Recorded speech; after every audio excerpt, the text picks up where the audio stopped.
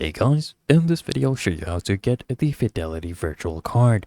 First, what you do guys is you get their mobile app, Fidelity mobile app, and then you click on the three horizontal lines at the top left corner, and then you go ahead and click on cards from that menu, click on virtual cards, and then what you do is input your PIN or token from the token app. Okay, and then go ahead and click on create card.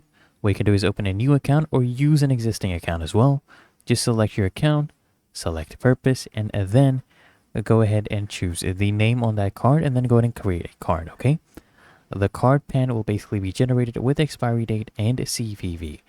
What you can also do guys is to activate your Fidelity virtual card, you just log into their mobile app, go click on those three horizontal lines again, go to cards, go to your virtual cards, and then click on manage virtual card, click on change pin, and your virtual card is now activated. Really that easy and simple. So I hope this guide provided value to you, and if it did, consider smashing that like button, as well as subscribing to frequently asked questions, and I'll see you in the next one.